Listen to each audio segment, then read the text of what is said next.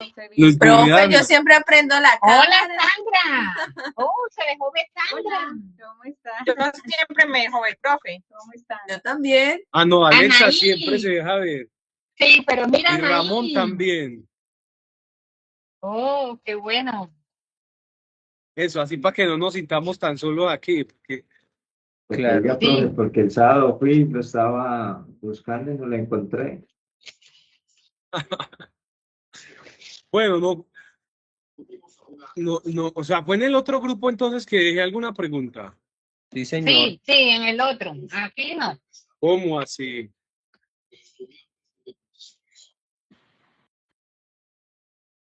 Bueno, vamos a volver a conectar con eso que vimos la clase pasada, con lo que hayamos quedado. No sé si hubieron hubo preguntas que hayan quedado pendientes. Si alguno no pudo hablar ese día y lo podemos resolver el día de hoy, también es muy válido. Profe, solo que mira que con el tema de la masterclass, nos Nivel de temáticas, se pueden ustedes instruir con sus compañeros también, como cuál fue el tema del cual hablaron hoy, que yo siempre les digo de qué tema vamos a hablar en la clase, ¿cierto? ¿Cierto o no? Es Sí, profe.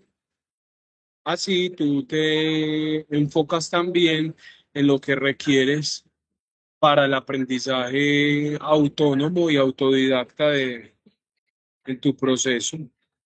Me dice que se escucha como entrecortado, sí, No, profe. No, yo lo escucho bien, profe. Yo te escucho bien. va. ¿Ves? Respecto a lo que hablamos la clase pasada, quedaron preguntas, dudas, inquietudes.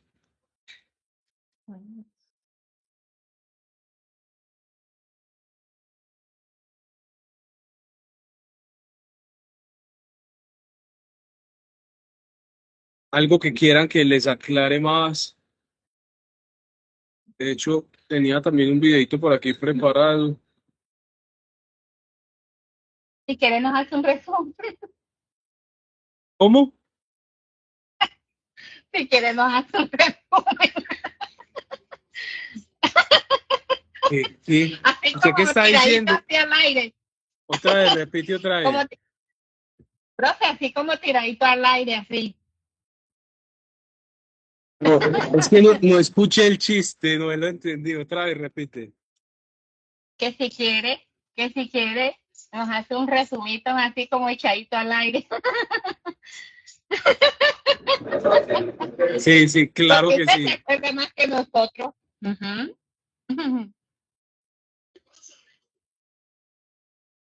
Espérenme un momentico, ya les... Entonces,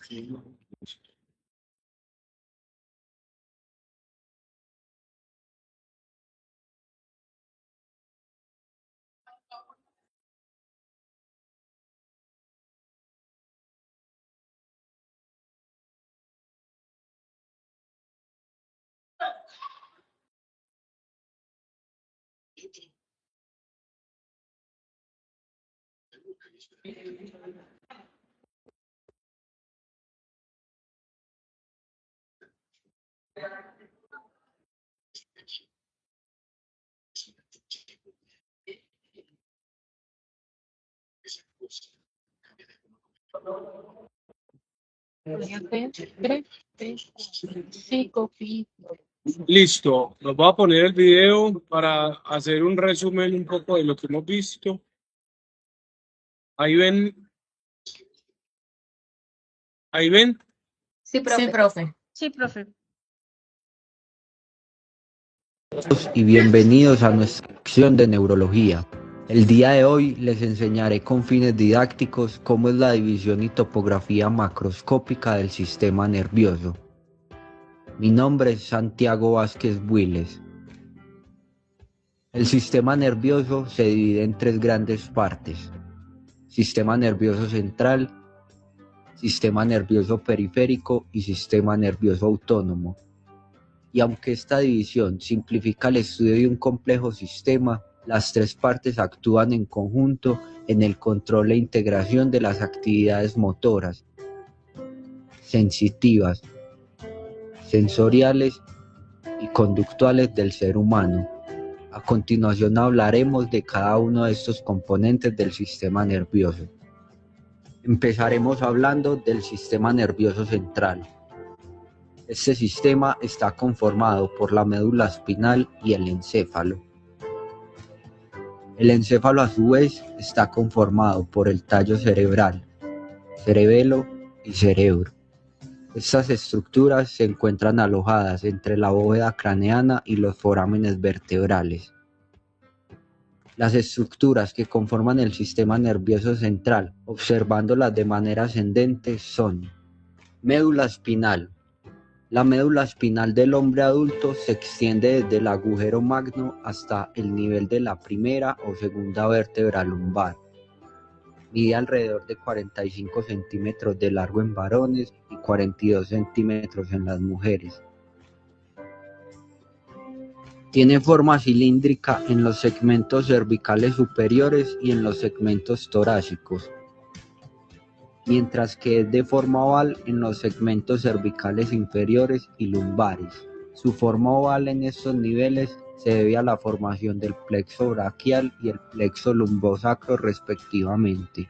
La médula espinal tiene una porción cervical, torácica, lumbar y sacra. Por otro lado, el extremo caudal de la médula espinal se agrupa para formar el cono medular, del cual se extiende un filamento de tejido plial glial denominado film terminal, que fija al coxis la médula espinal. Continuando con el ascenso, encontramos el tallo cerebral o tronco encefálico.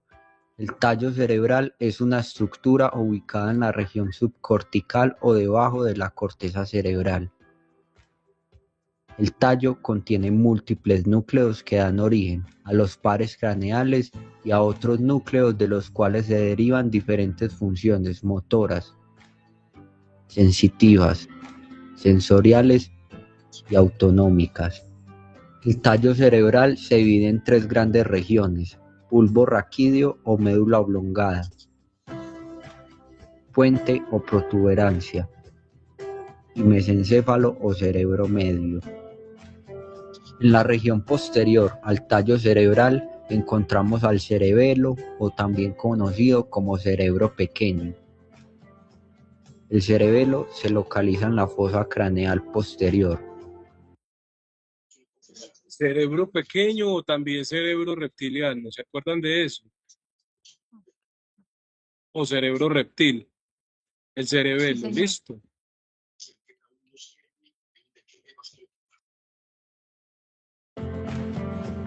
El cerebelo se localiza en la fosa craneal posterior y está separado de los lóbulos occipitales por un pliegue dural denominado la tienda del cerebelo. Recubre las superficies dorsales del puente y de la médula oblongada y contribuye a la formación del cuarto ventrículo. El cerebelo humano pesa aproximadamente 150 gramos y su área de superficie tiene alrededor de 1000 centímetros cuadrados. El cerebelo consiste en una capa muy contorneada de sustancia gris, también conocida como corteza del cerebelo.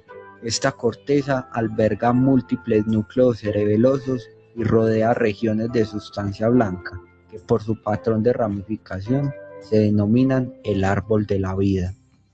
La última estructura que conforma el sistema nervioso central es el cerebro. El cerebro es una estructura semisólida y se ajusta a la forma del recipiente que lo contiene. Pesa aproximadamente 1000 a 1400 gramos en el adulto. En promedio, el cerebro masculino es un poco más pesado que el femenino, aunque ello no guarda ninguna relación con la inteligencia. ¿Recuerdan o no recuerdan también que habíamos hablado de eso? De que el cerebro, tanto del niño, como luego el del adolescente, luego el del adulto, pero también el de la mujer, la gran diferencia entre un cerebro de una mujer y el de un hombre son de diferentes tamaños. El cerebro está protegido del ambiente externo por tres barreras: el cráneo, las meninges. Estas estructuras se encuentran ubicadas entre el cráneo y el cerebro. Las meninges son tres capas de tejido. En la región más superficial o hacia el cráneo encontramos la dura madre. En su segundo lugar encontramos la aracnoides y por último la pría madre. Entre las meninges se ubican espacios por los cuales discurre vasculatura y líquido cefalorraquídeo. Entre el cráneo y dura madre se encuentra el espacio epidural. Entre la dura madre y la aracnoides el espacio subdural. Entre la aracnoides y pía madre el espacio subaracnoideo. Y finalmente, entre la pía madre y el cerebro, el espacio subciliar. Como última barrera de protección se encuentra el líquido cefalorraquídeo, líquido con características muy similares al plasma y el cual tiene como función principal amortiguar el peso del cerebro. El cerebro, a su vez, se divide en diferentes lóbulos que posteriormente ampliaremos cuando veamos corteza cerebral. El sistema nervioso periférico alude a los nervios craneales a excepción del primer par craneal o nervio olfatorio y segundo par craneal o nervio óptico. Adicionalmente, alude a los 31 pares de nervios raquídeos originados de la médula espinal, los cuales se extienden a la periferia a través de los agujeros de conjunción de las vértebras cervicales, torácicas y lumbares. Por otro lado, contiene los ganglios relacionados con los nervios craneales y raquídeos y los órganos receptores periféricos que responden a la temperatura, tacto, presión, vibración o dolor que se ejerce sobre la piel.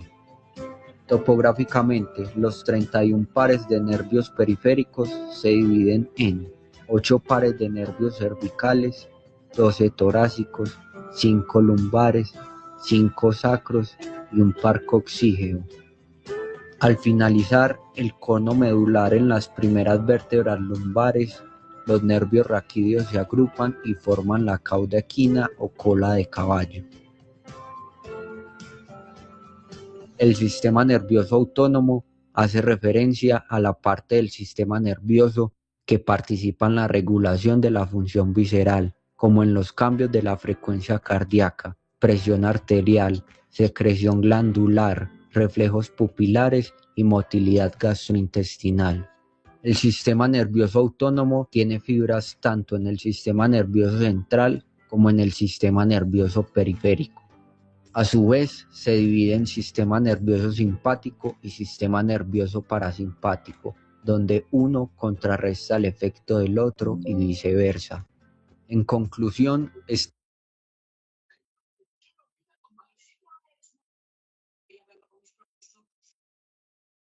Como pueden ver en esa imagen anterior, aquí, como en el sistema nervioso periférico.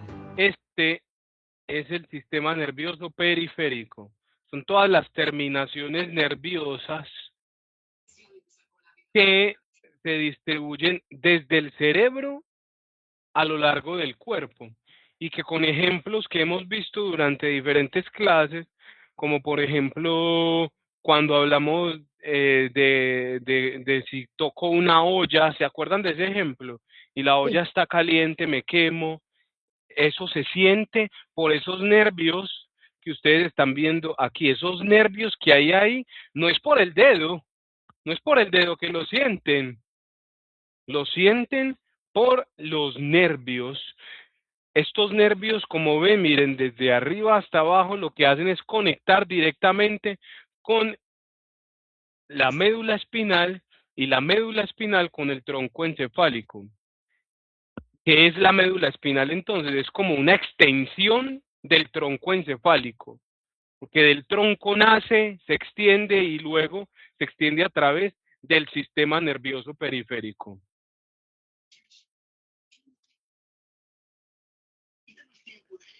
A su vez, se divide en sistema nervioso simpático y sistema nervioso parasimpático, donde uno contrarresta el efecto del otro y viceversa. En conclusión, esta división del sistema nervioso nos ayuda a distribuir de una manera fácil y coherente las múltiples estructuras que conforman este complejo sistema. Te invito a que sigas visualizando.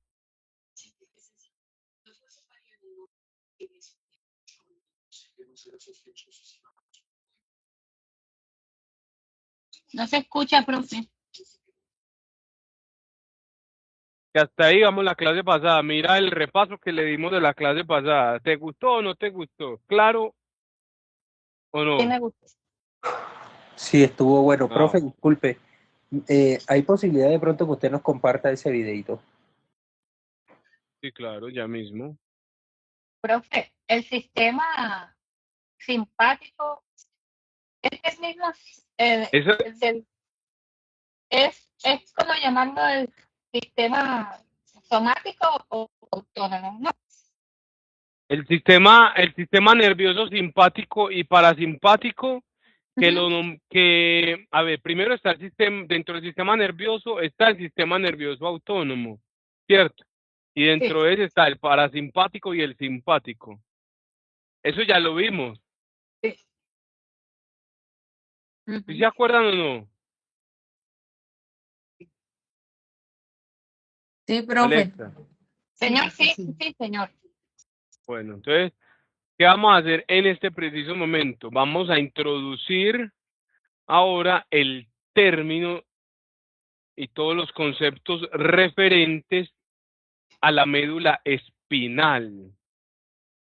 Ya les envié al compañero que nos pidió el videito que acabamos de ver. Ahora les acabo de enviar el otro que vamos a ver en este preciso momento,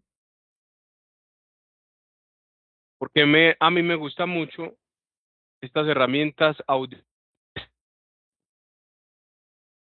porque aparte están muy bien hechas, ¿cierto? Y se dejan digerir y entender con facilidad. En esta animación queremos explicar el sistema nervioso humano con la ayuda de imágenes increíbles y nunca vistas.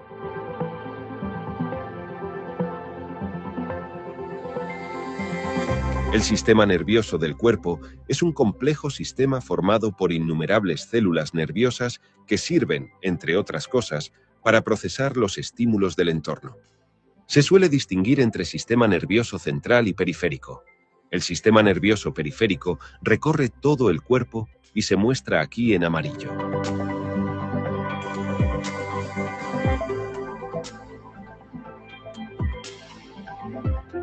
El cerebro y la médula espinal forman parte del sistema nervioso central. Están bien protegidos por el cráneo y la columna vertebral.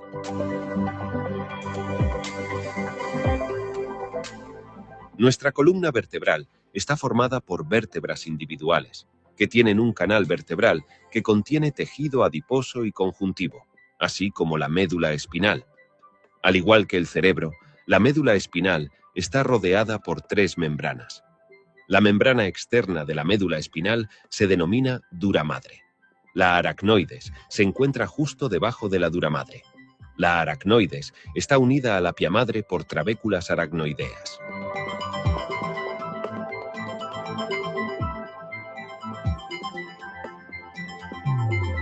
Los nervios espinales del sistema nervioso periférico desembocan en la médula espinal, donde el nervio espinal se divide en fibras aferentes y eferentes.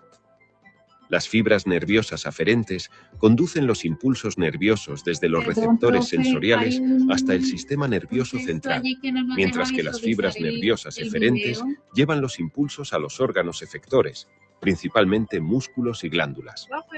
Dentro de un momento, veremos más de cerca el engrosamiento que llamamos ganglio raquídeo. Los vasos sanguíneos y muchas fibras nerviosas forman parte de un nervio espinal. Varias fibras nerviosas forman un fascículo nervioso.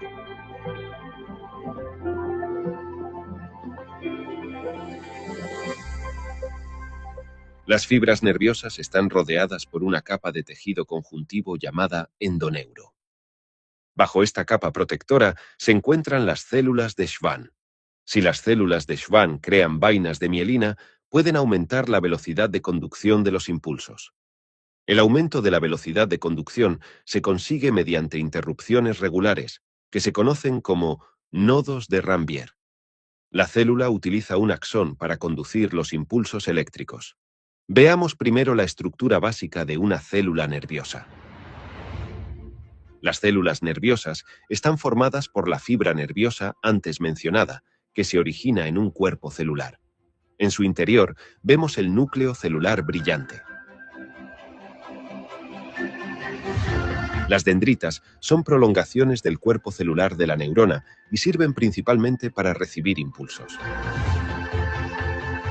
En el extremo de un axón se encuentran los botones terminales. Estos pequeños botones forman la primera parte de una sinapsis, por lo que se denominan terminales presinápticos. Los botones terminales poseen canales de calcio que pueden abrirse y cerrarse. Estos canales de calcio se abren mediante un impulso eléctrico. En cuanto el potencial de acción llega al botón terminal, los canales de calcio se abren y permiten la entrada de iones de calcio.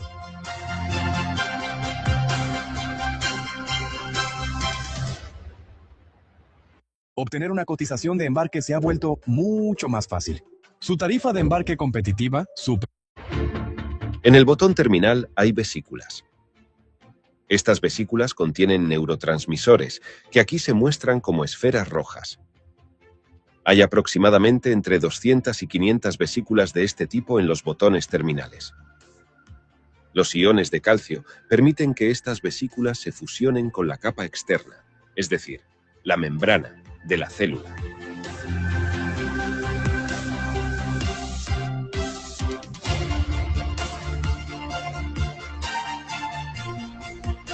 La fusión de la vesícula con la membrana permite transportar los neurotransmisores fuera de la célula.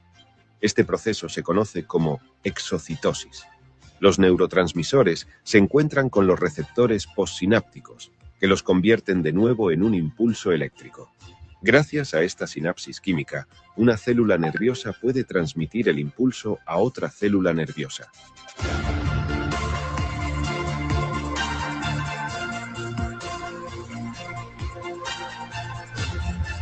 Para ello, las dendritas tienen espinas que poseen los receptores postsinápticos mencionados.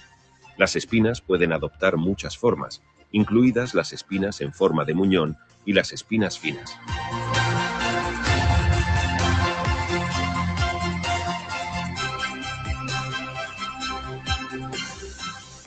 Los botones terminales no solo pueden transmitir impulsos a través de las espinas de las dendritas, también pueden transmitir su potencial de acción directamente a la célula. También es posible que un botón terminal forme una sinapsis con otro axón o botón terminal. Las células nerviosas también pueden y deben ser capaces de transmitir impulsos a otras células, como nuestras células musculares, para que podamos movernos.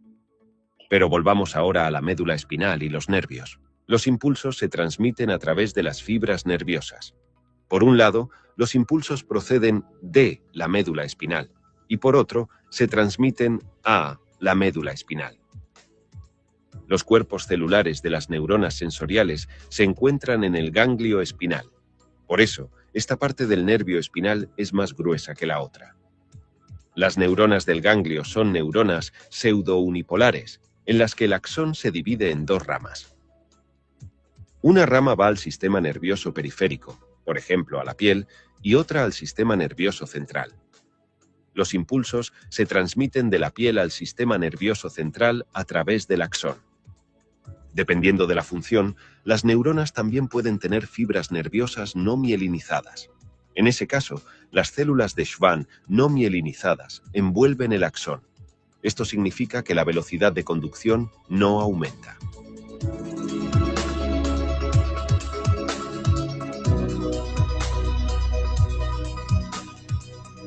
Veamos el proceso con ayuda de una imagen muy simplificada. En las yemas de los dedos, en particular, tenemos numerosos receptores en los extremos de las fibras nerviosas sensoriales.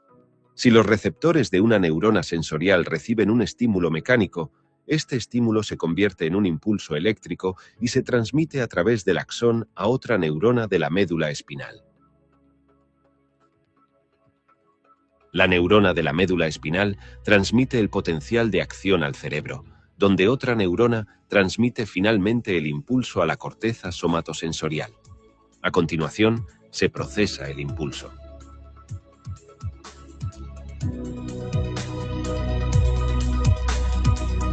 Como ya se ha mencionado, existen numerosos receptores en la piel. Algunos receptores se encuentran en la capa superior de la piel, la epidermis, que está formada por queratinocitos vivos y muertos. Aquí se encuentran los corpúsculos de Meissner y las células de Merkel. Otros receptores están situados en capas más profundas de la piel, como los corpúsculos de Ruffini, que se encuentran en la dermis. Existen muchos otros receptores, pero aquí solo se describirán brevemente estos tres. Empecemos por el corpúsculo de Meissner. En cuanto se ejerce presión sobre el corpúsculo de Meissner, por ejemplo, presionando la piel, se desencadena un potencial de acción. Este potencial de acción solo se produce cuando hay un cambio de presión. Por tanto, los corpúsculos de Meissner son mecanorreceptores de adaptación rápida. En cambio, las células de Merkel pertenecen a los mecanorreceptores de adaptación lenta, ya que desencadenan un potencial de acción en respuesta a estímulos tanto dinámicos como estáticos. Los corpúsculos de Ruffini desencadenan un potencial de acción cuando se estira el tejido. Entiendo inglés cuando leo, pero no cuando me hablan. ¿Qué hago? Si entiendes inglés al leer, pero no cuando escuchas, es... Los corpúsculos de Ruffini también pertenecen a los mecanorreceptores de adaptación lenta de la piel. Echemos otro vistazo a la médula espinal y a los nervios raquídeos. Los axones de los nervios sensoriales terminan en las células nerviosas de la médula espinal. Las fibras nerviosas, que pueden verse aquí como finos hilos que se extienden hasta el cerebro, se originan en los cuerpos celulares de estas células nerviosas. Las fibras nerviosas se denominan materia blanca y los cuerpos celulares materia gris. Cuando los receptores de la piel o de los órganos generan un potencial de acción, lo transmiten a través de las fibras nerviosas a la sustancia gris, tras lo cual el potencial de acción se transmite al cerebro a través de la sustancia blanca.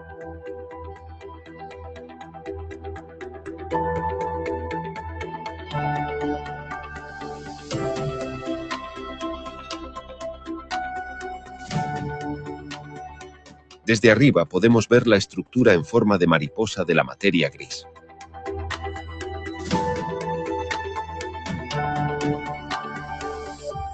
Sin embargo, los impulsos también pueden procesarse directamente en la médula espinal. Las fibras sensoriales transmiten impulsos directa o indirectamente a las fibras nerviosas motoras, que pueden contraer o relajar un músculo. Esto se denomina reflejo. Un reflejo de este tipo se produce cuando nos quemamos. A continuación, los receptores transmiten impulsos a través de las neuronas sensoriales a las interneuronas, que hacen que las neuronas motoras contraigan los músculos.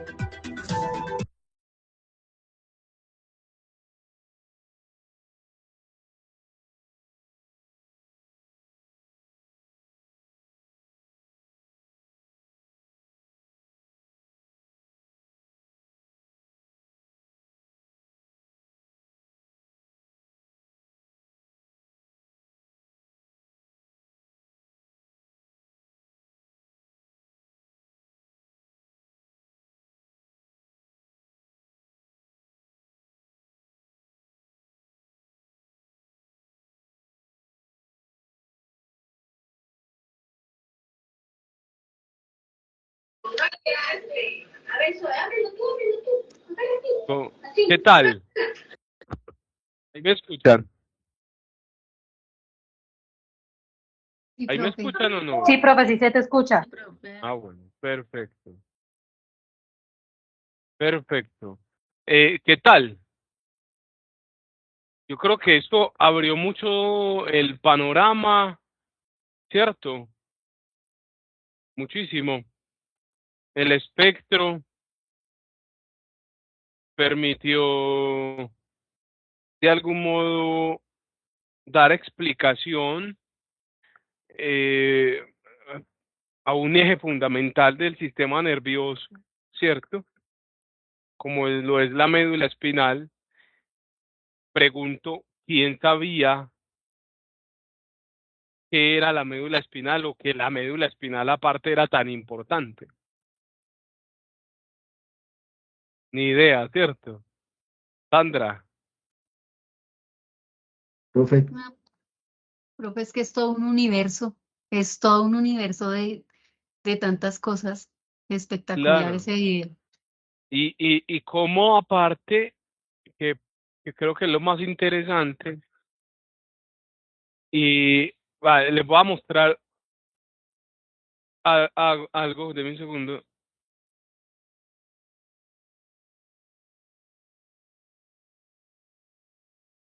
Para que entendamos, entendamos algo que, que les quiero presentar también en este universo que la compañera manifestaba,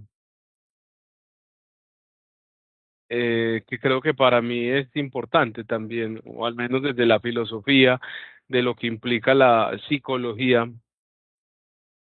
¿Están viendo en este momento la pantalla? Sí, señor. Ok. Señor. Mire, Sí, profe, sí se ve. son imágenes del cosmos, del universo. Mire lo que dice. Usted está aquí, cálmese un poco. Muy bueno. Cómo a veces nuestro egocentrismo nos lleva a entender precisamente eso, que somos el centro del mundo, cuando incluso ni siquiera entendemos cuál es el centro de mí, ¿cierto? ¿Cuál es mi centro como persona? ¿Cuál es la funcionalidad del cuerpo, del cerebro, del sistema nervioso, que es más allá de lo que estoy promulgando a través de estas palabras que hoy salen, ¿cierto?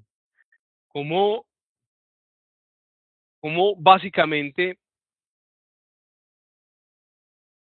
podemos pasar de ver la médula como un cable a verla como todo un eje necesario dentro del procesamiento de la información? Como incluso lo que les decía, como creer que simplemente por esta actividad eléctrica que hay en mis manos cuando toco algo caliente, no se produce en esa sensación básicamente solo desde el entendimiento de lo que yo creo que está frío o caliente, sino que es producto de unas terminaciones nerviosas que regulan incluso esa temperatura. Entonces, acabamos de ver la complejidad de la médula espinal.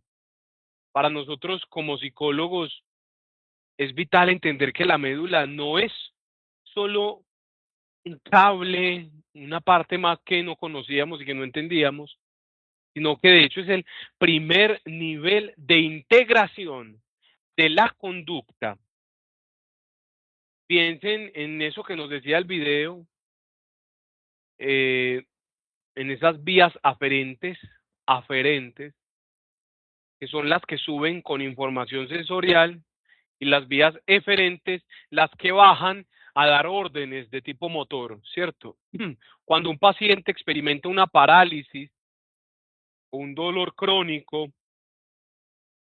que puede ser incluso de origen psicosomático, la comunicación en esos tractos se vuelve el foco de estudio.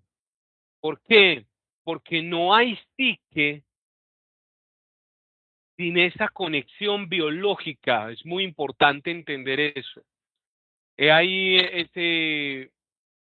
esa integración de mente y cuerpo, ¿sí?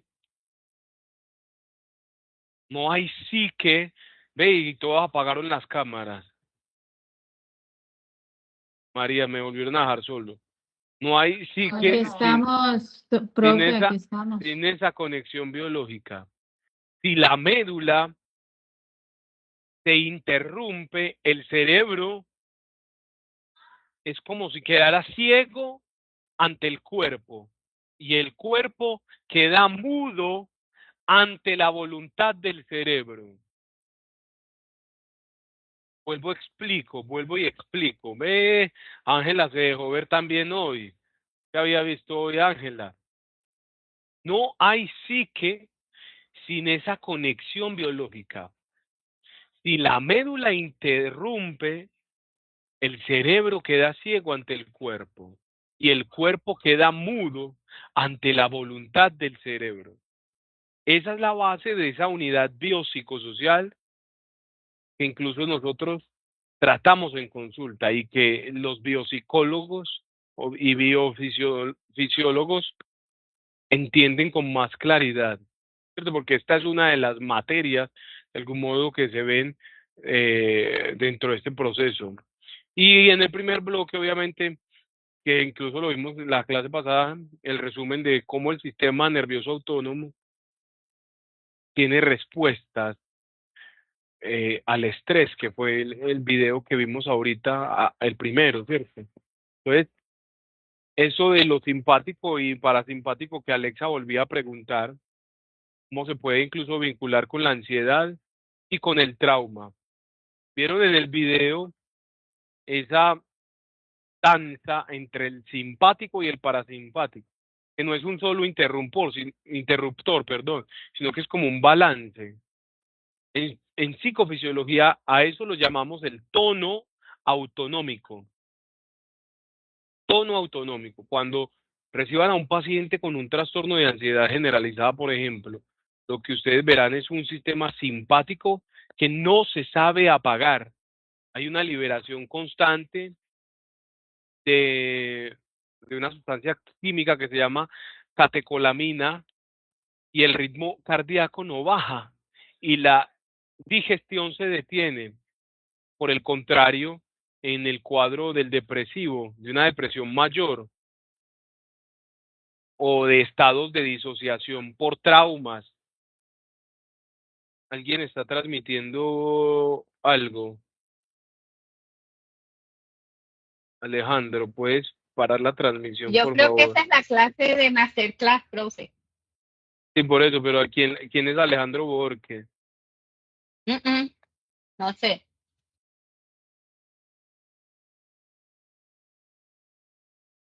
Bueno, para terminar, porque ya nos interrumpieron. Profe, La depresión mayor o estados de disociación por trauma, a veces vemos una respuesta parasimpática extrema. El desmayo o la congelación son muestras de eso, en esos cuadros de depresión mayor o los estadios de disociación por trauma, ¿cierto? Entender la autonomía de esos nervios, ya te voy a dar la palabra, Armando, qué pena. Entender la autonomía de esos nervios como el nervio vago, que también lo nombraban en el video, nos da herramientas científicas para explicarle al paciente por qué no puede simplemente calmarse, ¿sí? Que no es una cosa que tenga que ver solo con la psique, sino como esa psique conectada con el cuerpo, tiene unas reacciones electroquímicas. Su biología está en un modo de supervivencia que ignora los comandos lógicos de esa corteza prefrontal. Armando, te doy la palabra. ¿Cómo estás? Gracias, profe. Cuando tú dices que la médula es importante, no solo fisiológicamente, sino Armando nunca lo también. había. Armando. Mucho gusto, acá desde Bogotá. Gracias, profe. Espero que no sea de Nacional, sino del Medellín. Profe, volviendo al tema.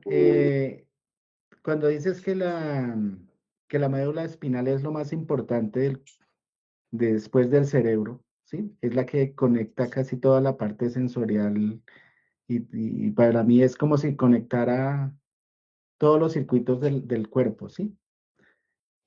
Digamos, eso es lo que yo entiendo que es lo que hace la parte de la médula espinal, porque cuando, digamos, fisiológicamente, cuando una persona sufre algún accidente o algo y que interrumpe ese sistema, pues queda limitado para ciertas funciones del cuerpo, ¿no? Profe, te puedo preguntar, te voy a decir Armando, un pero ejemplo. espera que Alexa que termine Armando. Perdón, Armando.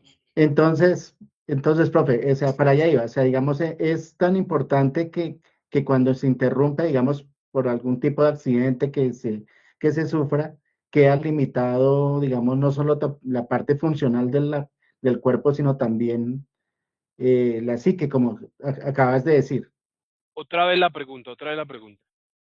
O sea, por eso, profe, estábamos hablando de que la médula espinal es tan importante que une todos los sistemas del cuerpo, por decirlo de alguna manera, fisiológicamente. Cuando una persona sufre un accidente y, digamos, queda limitada cierta parte o alguna función del cuerpo, no solo física, sino también, en este caso, de la parte de la psique que estás hablando, de la parte emocional, ¿cierto? Y de la cognición, claro. Porque es que esas terminaciones nerviosas de algún modo lo que ayudan es esa interacción cuerpo-mente todo el tiempo, cómo los sentidos se conectan a través en el cerebro, pero es a través de esas terminaciones nerviosas.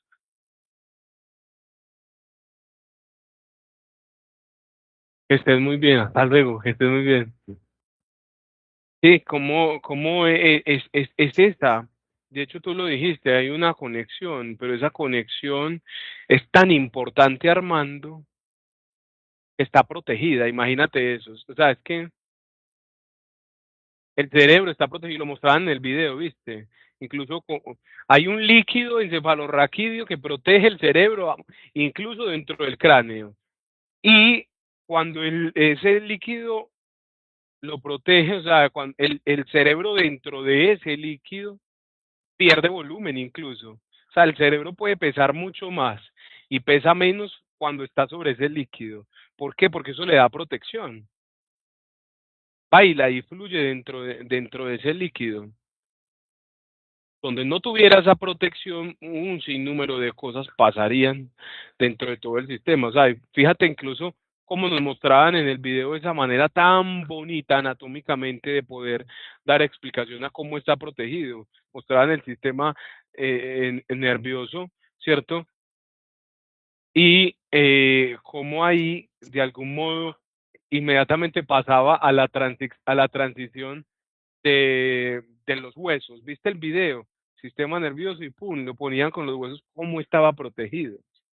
Eso es muy hermoso, porque nos da respuestas a muchas cosas que funcionan dentro de nuestro cuerpo, que muchas veces nos preguntamos para qué están, para qué sirven, cuál es la funcionalidad. Hoy tuvimos una introducción más de una parte, de una anatomía importante para nuestra existencia y es la médula espinal. Alexa, chico, no, ya son las 7 y tengo que ir al salón de clases. Te escucho, va. Vale. Profe, mira, mi hija tuvo un trauma en el pie, ¿verdad? Y le hicieron, ¿te fuiste? Aquí estoy, te voy a ir escuchando y me voy moviendo para el salón de clases. Bueno, imagínate que hoy fuimos a la fisiatra porque fue a la ortopedia y todo eso, le hicieron imágenes y no le